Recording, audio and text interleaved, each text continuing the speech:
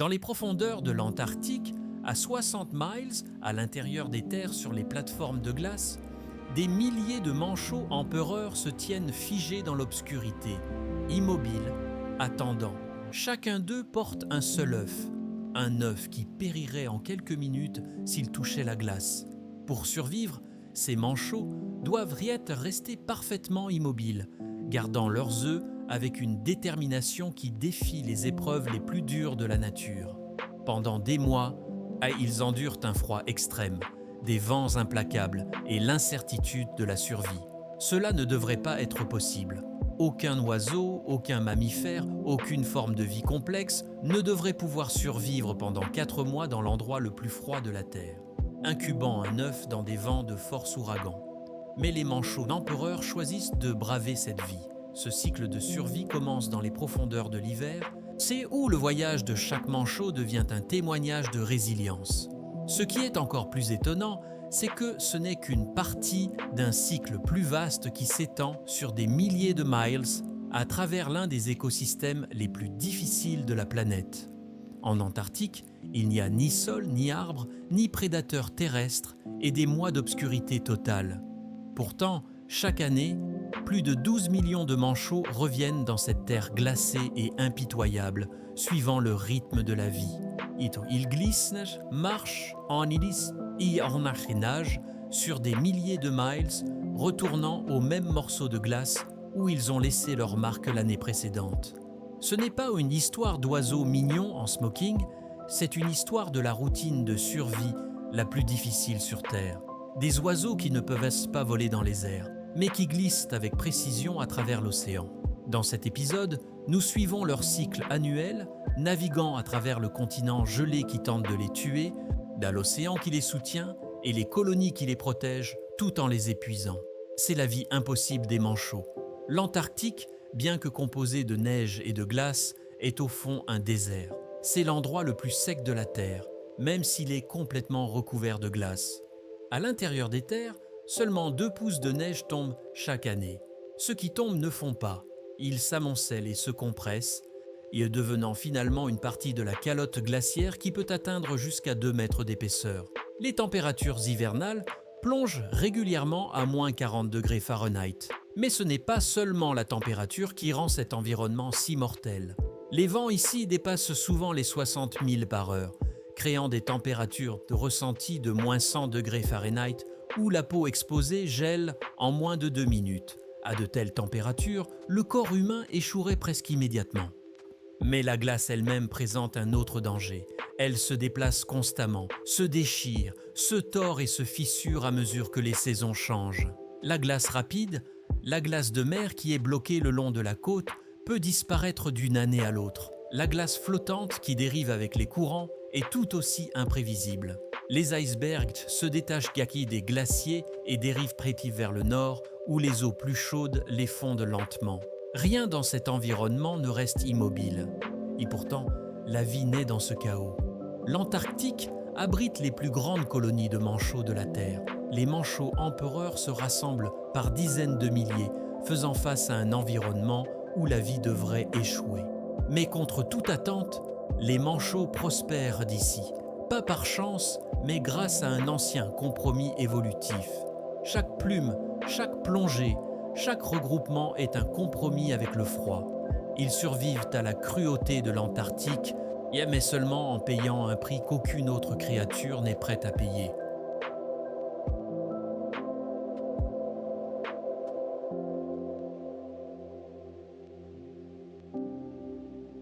Alors que la plupart des animaux fuiraient vers des climats plus chauds ou migreraient vers des environnements plus hospitaliers, les manchots empereurs font l'inverse. Ils commencent leur cycle de reproduction au cœur des conditions les plus hostiles de l'Antarctique. Ils marchent vers l'intérieur des terres, juste au moment où le soleil se couche pour la longue nuit polaire, et les températures chutent à leur plus bas niveau annuel. Pour la plupart des espèces, l'hiver est quelque chose à endurer. Mais pour les manchots empereurs, c'est le seul moment où la vie peut commencer. Leur stratégie est dure, mais précise. Lorsque la glace de mer atteint son extension maximale, la calotte glaciaire devient suffisamment stable pour soutenir leur immense colonie. La plateforme doit être plate, vaste et hors de portée des prédateurs marins. Si les manchots attendaient l'été, la glace fondrait et se briserait, envoyant leurs poussins dans l'eau libre. Ainsi, ils entreprennent le périlleux voyage tôt, traversant les champs de glace sombres, en longue ligne, se dirigeant vers un site de reproduction qui semble désert. Une plaine de glace vide qui restera gelée juste assez longtemps pour élever un poussin. Chaque femelle pond un seul œuf. Un œuf, une vie, le transfert vers le mâle doit être parfait. Si l'œuf touche la glace, même pour un instant, il gèlera et l'avenir du manchot sera perdu. Une fois les œufs s'y transférés, les chemins des parents se séparent. Les femelles retournent à l'océan pour se nourrir et reprendre des forces, tandis que les mâles restent derrière pour incuber les œufs pendant les mois les plus sombres et les plus froids. C'est ici que commence la véritable épreuve. Pendant 4 mois, les mâles restent dans l'obscurité, jeûnant tout en incubant les œufs fragiles. Leur métabolisme ralentit pour économiser de l'énergie et leurs réserves de graisse diminuent. Au cours de ces mois, leur poids chute à près de la moitié de ce qu'il était à leur arrivée. Pendant ce temps, les tempêtes s'aggravent. Les mâles manchots doivent s'appuyer sur une stratégie de survie unique, celle que la nature a perfectionnée au fil des millénaires, le regroupement. Ce n'est pas simplement un groupe de manchots qui se tiennent ensemble, c'est une structure dynamique et en mouvement. Les manchots changent de position dans des vagues lentes, garantissant qu'aucun oiseau ne reste trop longtemps sur le bord exposé. Il n'y a pas de leader, aucun oiseau unique pour guider le groupe. La survie de la colonie dépend d'un mouvement constant et doux. À l'intérieur du regroupement, les températures peuvent monter à près de 70 degrés Fahrenheit. Cependant, à quelques centimètres de là, le vent peut être à moins 80 degrés Fahrenheit. Les manchots survivent dans cette étroite zone entre la chaleur et le froid mortel. Chaque mâle garde son œuf équilibré sur ses pieds, caché sous un repli de peau. S'il glisse, il meurt. Ainsi, le manchot doit rester complètement immobile, maintenant cette position à travers des vents intenses, la faim et la pression du regroupement. Jour après jour, les mois passent, et à mesure que l'obscurité s'estompe, les vents faiblissent. Lentement, les premiers bruits faibles de poussins nouvellement éclos se font entendre sous les plumes du mâle. À ce moment-là, les mâles sont épuisés, à peine debout. Les femelles, toujours en mer, se sont nourries et ont pris des forces pour leur retour. Lorsque les femelles reviennent enfin, elles accomplissent un exploit remarquable. Elles localisent leurs partenaires et leurs poussins dans une foule de milliers, utilisant un appel unique qui perce à travers le bruit. Une fois le poussin transféré en toute sécurité, les mâles commencent le pénible voyage de retour vers l'océan. Après plus de 100 jours sans nourriture, ce dernier voyage est l'un des tests de survie les plus ardus. Tous les mâles ne survivent pas à ce périple. Ceux qui réussissent à atteindre l'eau plongent immédiatement, se ravitaillant dans le bref été antarctique. Leur phase la plus difficile est enfin terminée. Mais pour les poussins nouvellement éclos, nés dans l'endroit le plus froid de la Terre, la lutte ne fait que commencer.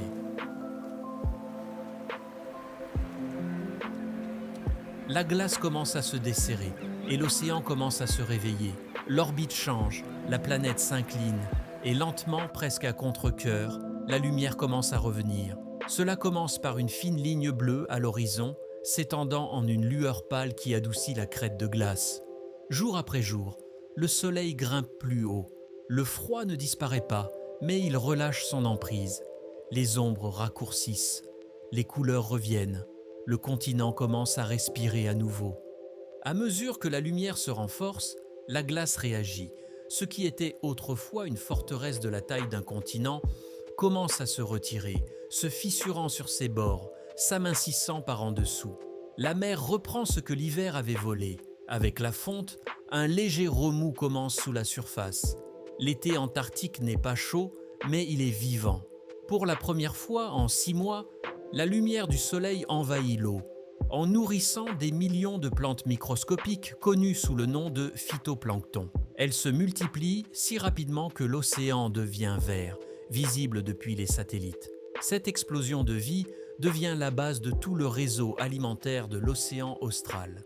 Les krill, De petites créatures, ressemblant à des crevettes, suivent de près, se nourrissant du phytoplancton en pleine floraison. Des milliards de krill forment une partie cruciale de l'écosystème marin. Et sur le timing de ce cycle est essentiel. Les krills ont besoin du dégel, les prédateurs ont besoin des krills et les manchots ont besoin des deux. À mesure que l'océan se réveille, les côtes explosent d'activité.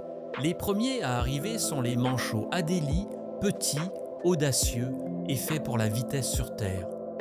Ils reviennent sur des rivages rocheux débarrassés de la neige hivernale, construisant des nids avec des cailloux, une pierre à la fois. Plus au nord, les manchots de Gin 2 arrivent, innés ayant passé leurs hivers en expédition alimentaire loin en mer. Ils préfèrent les rivages sans glace et voyageront sur de longues distances dronettes pour les trouver. Leur saison de reproduction est plus flexible et réactive au changement de l'environnement. Les manchots à menton étroit apparaissent en grappes sur les îles et les péninsules où l'été est court mais prévisible. Leur nom vient de la fine ligne noire sous leur bec, mais leur survie dépend de la précision. Ils chronomètrent leur retour pour coïncider avec le pic d'abondance du krill. S'ils arrivent trop tôt, les poussins meurent de faim. S'ils arrivent trop tard, ce sont les adultes qui périssent. Tout, chaque nid, chaque migration, chaque éclosion est calibré au rythme de l'océan. Et l'océan se remplit rapidement de vie. Les phoques glissent à travers des plaques de glace brisées, chassant dans des eaux qui n'étaient gelées que quelques semaines auparavant. Ou les phoques léopards patrouillent le bord de la fonte, attendant que les jeunes manchots fassent naître leur premier plongeon dans la mer.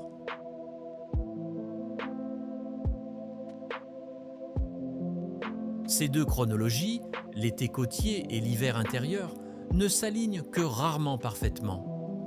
C'est l'une des raisons pour lesquelles les manchots à travers l'Antarctique mènent des vies si différentes. Leurs stratégies sont façonnées non seulement par la biologie, mais aussi par la géographie et par le rythme de la glace et de la lumière qui définit tout dans leur monde. Ce qui se passe ensuite dépend de l'endroit où les manchots choisissent au milieu de vivre. Et nulle part cette décision n'est plus dramatique que sur les chaînes d'îles éloignées, à plus de 1000 miles du continent. Ici, l'été ne revient pas seulement, il explose. C'est la Géorgie du Sud, une île subantarctique qui semble presque généreuse comparée au continent du Sud.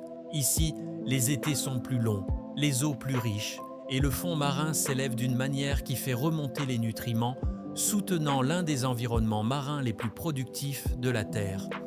Au cœur de cette abondance se trouve une colonie de manchots royaux qui abrite plus d'un demi-million d'oiseaux.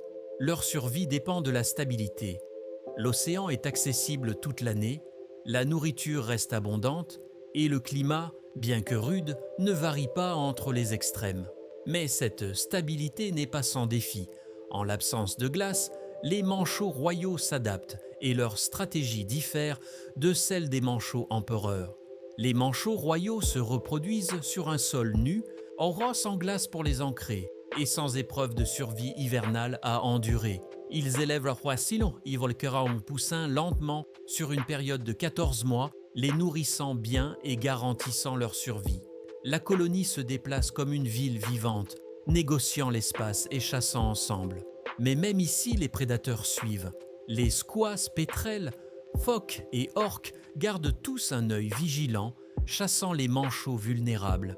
Les manchots royaux survivent non pas en endurant le froid extrême, mais en comptant sur le nombre, la mobilité et les ressources abondantes que l'océan austral fournit. L'Antarctique peut être recouvert de glace, mais les confins extérieurs de l'océan austral racontent une histoire différente. Sur ces îles, les manchots construisent leur vie dans des endroits qui semblent impossibles. Ces mondes plus petits et fragmentés sont plus chauds, plus humides et plus sujets aux changements que l'intérieur froid de l'Antarctique. Les manchots s'adaptent à tout ce que le bord leur lance, survivant en étant flexibles, rapides et résilients. Dans certaines régions, les manchots sauteurs franchissent des vagues violentes et escaladent des falaises escarpées, tandis que d'autres, comme les manchots de Magellan, creusent des terriers et élèvent leurs poussins sous terre, Pour les manchots de la frange antarctique, bien la survie dépend de l'agilité et de l'adaptabilité, des traits cassiens, qui leur permettent de prospérer là où d'autres espèces pourraient échouer. Mais le paysage change. La péninsule antarctique se réchauffe plus vite que prévu par les scientifiques et les modèles de glace se modifient. À mesure que l'environnement évolue, les manchots doivent évoluer eux aussi.